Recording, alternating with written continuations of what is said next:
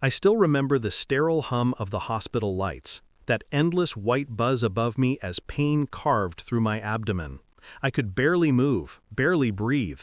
The nurse asked, "Who should we call for the kids?" And I said, "My parents." I shouldn't have. When my father answered, his voice was already impatient, as if I'd interrupted something sacred. "We're about to leave, honey. Elton John tickets, remember?" I told him I was being rushed into emergency surgery, ovarian torsion, critical, immediate. There was a pause. Then he said, "That's really inconvenient, sweetheart. Can't you call someone else?" Someone else. That's what I was to them, someone else's responsibility. I heard my mother in the background, laughing, telling my sister to grab the car keys. "Tell her we'll stop by tomorrow," she said. "The show starts in an hour." Tomorrow. They said they'd stop by tomorrow. When the nurse came back, I couldn't speak. I just shook my head. She thought I was too weak to answer. But no, I was realizing something I'd avoided my entire life. I was alone. So I called the nanny, a woman I'd only met once. I paid her double to take my twins overnight. She agreed without hesitation. A stranger showed me more care than my parents ever did.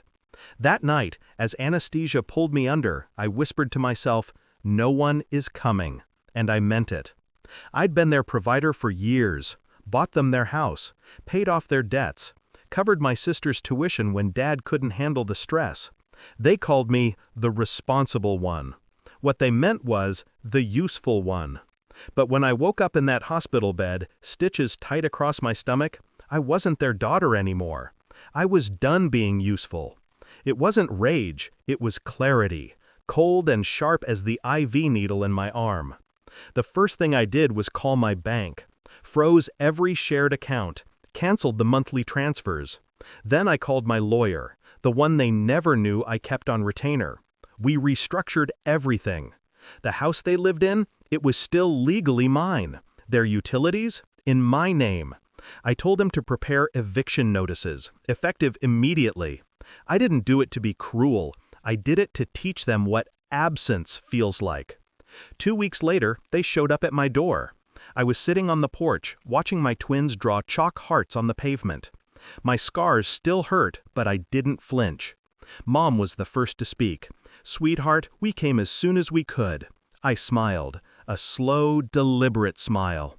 2 weeks is quite the drive from the concert, huh? Dad cleared his throat. "We heard you cut off the accounts. We just wanted to talk about that." Of course they did. I stood, walked down the steps until I was eye level with them. "Did you ever think about what I needed?" Mom's lip trembled. "We didn't realize it was that serious." "That's the point," I said. "You never realize. Not when I was sick at 16, not when I cried after my husband left, not even when your grandkids needed you for one night." Silence. Just the scratching sound of chalk behind me. Dad finally muttered, "We're family. You can't just—" "I can," I interrupted. And I did. Their faces changed, confusion giving way to panic. That's when I handed them an envelope. Inside were the eviction papers and a printed text exchange. Their messages from that night. "She's always so dramatic. We can't miss Elton." They looked up, pale, small, cornered. I didn't raise my voice. I didn't need to. You made your choice. You chose Elton John. I chose peace. They begged after that. Promises, apologies, tears. Rehearsed, hollow. I'd seen better performances on stage. I turned to my father. "Do you remember when you called me a burden?" He said nothing. "I was in surgery, Dad. They told me I might not wake up. You called me a burden."